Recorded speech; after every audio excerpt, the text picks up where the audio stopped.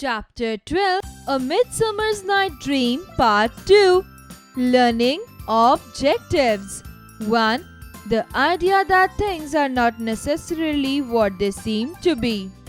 2. A dream is not real even though it seems so at the time we experience it. 3. Understanding the difference between appearances and reality is also explored. Warm up. Write about William Shakespeare. Let's see how well you know about him. Born, nationality, occupation. What was he famous for? Would you have liked to meet him? What would you have talked about? William Shakespeare, 1564 to 1616, often called the English national poet, is widely considered as the greatest dramatist of all time. He is recognized as one of the literature's greatest influences. Though little is known about William Shakespeare's personal life, his works such as Hamlet, Romeo and Juliet, and King Lear have influenced literature and theatre for over 400 years. Now, the scene turns to Hermia, who made good her escape that night from her father's house. She met her beloved Lysander waiting for her at the appointed place, and they began to walk in the direction of his aunt's house. They had hardly travelled halfway through the woods when Hermia began to feel tired and exhausted. Lysander, come Hermia, we shall both rest here on the banks of soft moss till morning. For when we have rested well, we will be able to move faster in the morning towards our destination. Saying this, they both fell to the ground and lay down a little apart from each other before falling into deep sleep. Soon Puck, the naughty sprite, came across them. Puck, aha! This must be the handsome young man and this must be the beautiful lady whose love he rejects. Oberon must be referring to this couple. They are alone together, so she must be the first that he would see when he wakes up. Without tarrying much longer, he poured out the juice of little purple flower on Lysander's eyelids. Unfortunately, Lysander felt the juice droplets and woke up suddenly. The first person he saw was Helena, who just happened to come into his view. Puck's assumption that Lysander would see Hermia first when he wakes up was a big blunder indeed. Lysander, you are more beautiful than Hermia, like a dove that is more beautiful than a raven. I can run through fire for you, my love. My heart beat. And he continued to pursue Helena, expressing his love in extravagant admiration as a love-lost man. Helena, hearing such remarks come from Lysander, whom she knew was her friend's lover and engaged to marry her, was astounded and furious. She thought Lysander was making fun of her. Helena, oh, was I born to be mocked and scorned by everyone? Enough is enough, young man. Here I am languishing for a gentle look or even one kind word from Demetrius. But you, sir, why must you pretend to mock me in this manner by pretending to love me? I thought, Lysander, you were kinder than him. Meantime, Hermia suddenly woke up and seeing herself all alone, she got up and began to wander around in the woods. Wondering what happened to Lysander, on the other hand, Demetrius, unable to locate either Hermia or his rival Lysander, was beginning to get tired with his fruitless search and so fell asleep. Oberon found Puck wondering what to do and looking at Demetrius, who was fast asleep. Oberon, tell me what happened, Puck. Puck, Your Majesty, I'm sorry. I made a blunder in applying the love charm to another man's eyes, believing him to be this fellow sleeping here. Now, what to do? Oberon then proceeded to touch Demetrius' eyelids with the love juice. Just as he finished dropping the love potion, Demetrius opened his eyes and the first person he saw was Helena. And just like Lysander, Demetrius too began to express his love for Helena. Demetrius, oh Helena, my love, my sugar pie, my sweetheart, I love you so very much. Helena became speechless. Now she had both men expressing love to her at the same time, as both of them were heavily under the influence of the powerful love potion. Hermia arrived on the scene in search of her Lysander. Poor Helena thought they all ganged up together to make fun of her, but Hermia was as much as surprised as Helena was. She could not fathom why Lysander and Demetrius, who both loved her before, were now in love with her friend Helena. She did not find the matter funny at all. The young ladies who were best of friends once before now turned up each other's accusingly. Hermia, you stole my Lysander's love from me? Helena, unkind Hermia, you are the one who set Lysander to upset me with false praises and expressing love to me. I am indeed surprised at him. You have also turned your other lover Demetrius, who used to kick me with his foot. You are making him call me names such as goddess, nymph, precious, rare, and celestial. He, of his own accord, would never use such loving words to talk to me, because he hates me and makes fun of me all the time.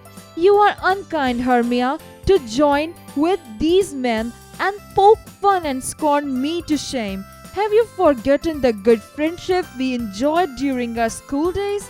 How often, Hermia, we sat together on one cushion, both singing the same song, and worked our needles in embroidering the same flower on the same sampler, going up like inseparable twins. How can you, Hermia, be so unfriendly now, so unladylike to join with these men to scorn me, you poor friend? Hermia, I am amazed at your angry words, Helena. I am not mocking you. Instead, you are the one who is mocking me. Helena, oh yes, my dear, keep it up. Pretend to look serious and then make faces at me behind my back. Why, you must even be winking at each other to keep the joke going. If you had any pity, grace, or manners, you would not treat me like this. And so the ladies continued sparing words at each other. Meanwhile, the two young men turned aside to have a good hand to fist fight over Helena. In the bargain, they moved away from the ladies, tumbling like roaring lions, trying to prove whose love was stronger by sheer strength. Suddenly, Helena and Hermia realized that the men had gone away from their side, so they set off once more in search of them and wandered off wearily deeper into the woods. Scene 2. Fairy King Oberon and Puck had witnessed the quarrels and listened intently. Oberon, was all this a mistake, Puck, or did you play your usual tricks? Puck, honestly, O King of Shadows, it was a mistake. Did you not tell me to recognize the man by his Athenian clothes? However, I find these goings-on very humorous, and I'm not sorry that this has happened. Oberon, you saw, didn't you? Those two men have started their fight already. I order you to blanket the night with a thick fog and lead these quarrelsome lovers so far apart in the dark that they will never be able to find each other. If need be, mimic their voices to each other to keep them daring each other on and unfollow you. Do this till they are so weary that they just fall asleep. Then you take this other flower and squeeze the juice into Lysander's eyes. When he awakens, he will have forgotten his new love for Helena and returned to his old love for Hermia. This way, the two pretty young ladies will each be happy with the man they love, and they will begin to think that all this happened was a bad dream. Go, get going with this quickly, Puck, whilst I go and see what my sweet love Titania has found. Titania was still sleeping nearby. A wearier workman who had lost his way in the wood was also asleep. Oberon, this fellow shall be my Titania's true love. He magically fixed an ass head over the wearer. The fit was excellent, as if it might have grown up his own shoulders. However, the fixing of ass head woke the weaver up, and unconscious of what Oberon had done to him, he wandered towards the bower where the fairy queen slept. Titania opening her eyes. Oh, what kind of angel do I see? Are you as wise as you are handsome? The juice of the little purple flower was beginning to take effect. Weaver. Why, madam? If I was wise, I would have enough sense to get myself out of these woods where I am lost. Titania. Please don't wish yourself out of the wood, for I am not an ordinary spirit. I love you. See, come with me and I will give you fairies to look after you. Titania called 4 of her fairies, namely Pea Blossom, Cobweb, Moth and Mustard Seed. Titania to fairies. Look after this sweet gentleman, hop in his walks and skip in his sight. Feed him with grapes and apricots and steal the honey bags from the bees for him. Titania to Weaver. Come, sit with me and let me stroke your lovely hairy cheeks, my darling, and kiss your beautiful long ears. Weaver. Where is Pea Blossom? Pea Blossom. I am here, sir. Bottom. Weaver. Scratch my head. Where is Cobweb? Cobweb. Here, sir. Bottom. Good for you, Cobweb. Now go and bring me the honey bag from the red bumblebee on the top of that thistle over there. Do not make too much trouble, Mr. Cobweb, and take care that the honey bag does not break. I should be sorry if you were drowned in honey. Now, where is Mustard Seed? Mustard Seed. I'm here, sir, at your service. What can I do for you? Bottom. Scratch my head, help. Peace Blossom to scratch my head.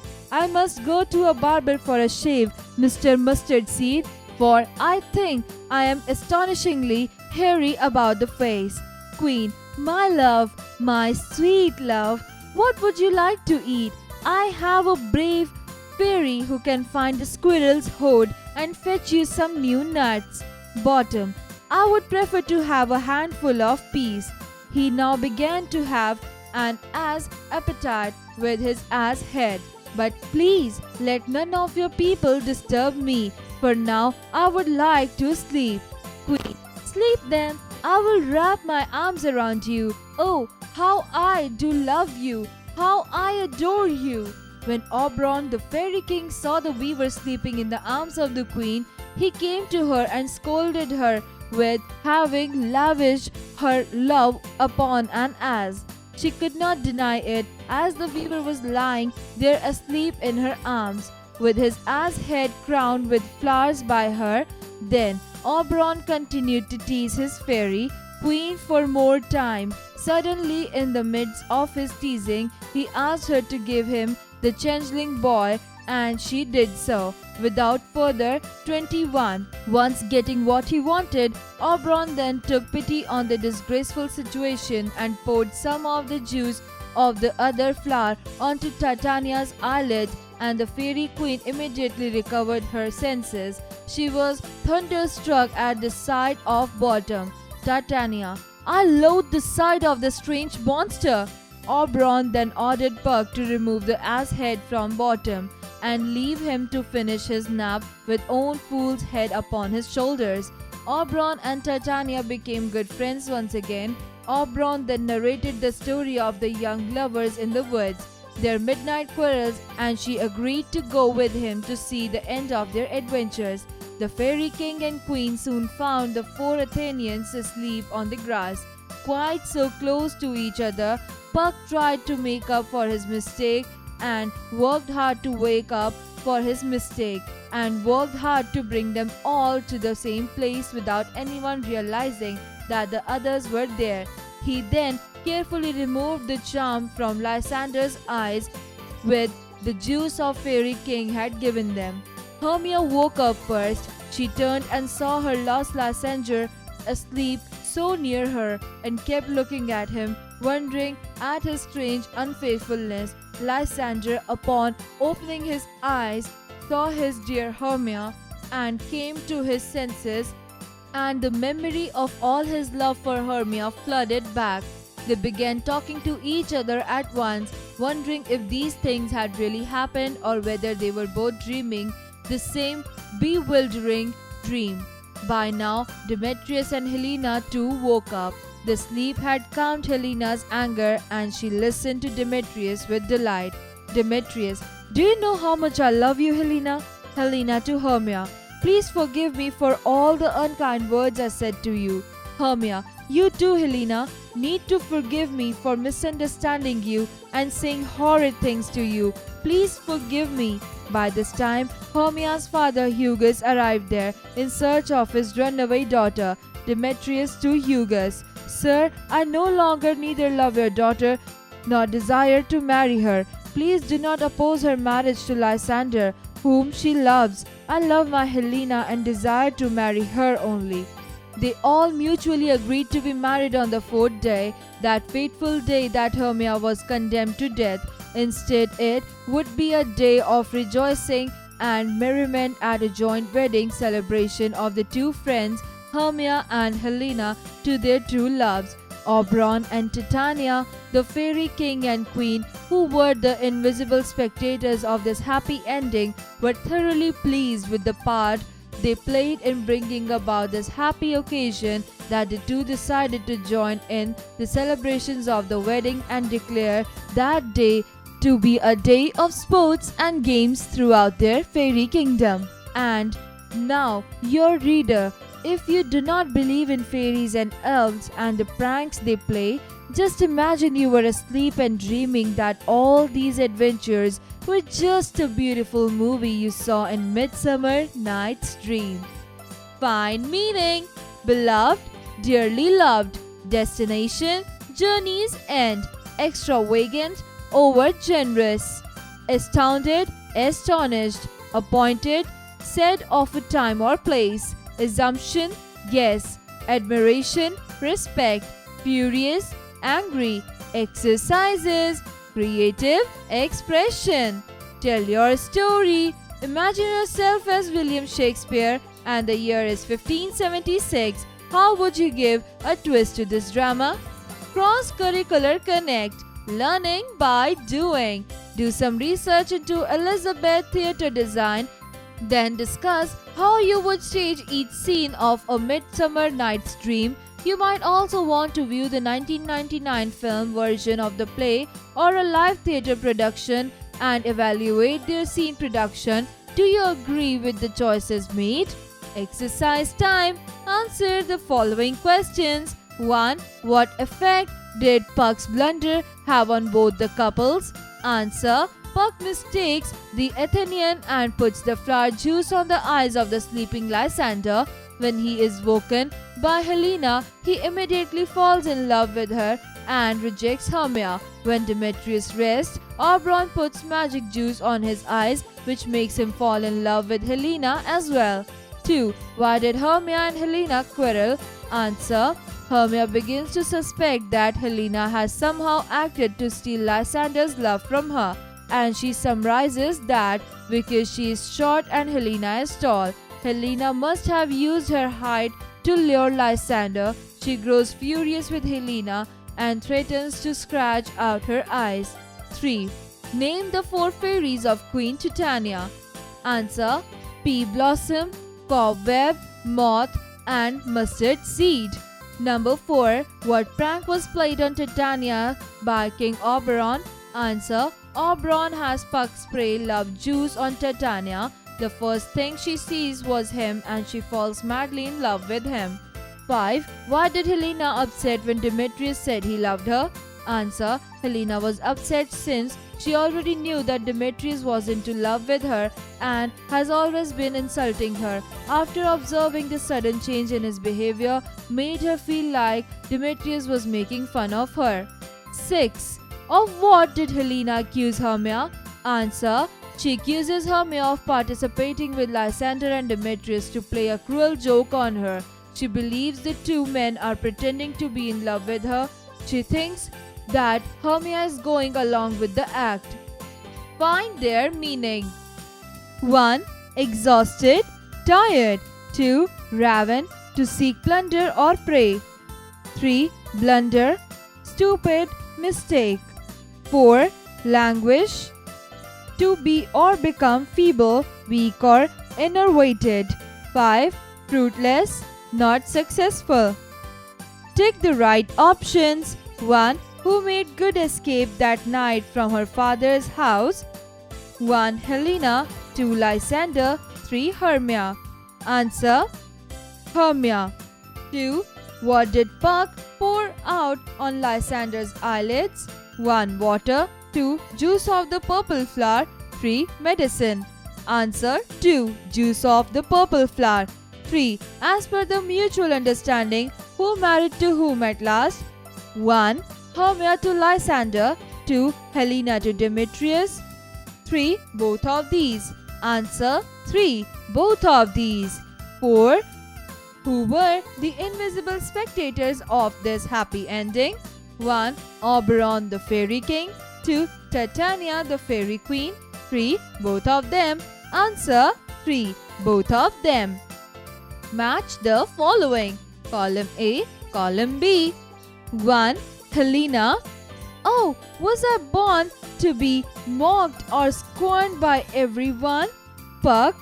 Your Majesty, I am sorry. Oberon. Tell me what happened, Puck. Lysander. Come, Hermia, we shall both rest here on the bank of soft moss till morning. Hermia. I am not mocking you. Instead, you are the one who is mocking me. Conceptual understanding. Tell your story. Gender issues are significant in this drama. What differences are there in the roles and behaviors appropriate to men and women? Do these gender differences still exist today, or are they examples of outdated stereotypes? Communication. Writing skills. King Oberon was against Queen Titania.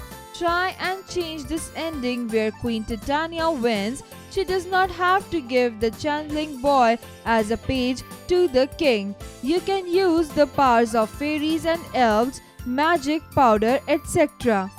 Listening and speaking skills. Your teacher will read out a paragraph from the play. Listen to him or her carefully. Answer the following questions. 1. They all mutually agreed to be married on 4th day. Whom does they refer to in the above statements? 2. What do you mean by faithful day? 3. Did Helena and Hermia get their true love? 4. Who were the invisible spectators of this happy ending? Life skills. Self-awareness building. Nature is our mother. She is the one who has given life to every creature. We should protect and love her. The easiest way to show her our affection is to treat trees with care. We should grow more and more trees. Try to stop cutting trees wherever possible. We must make people aware of the importance of nature to people as well.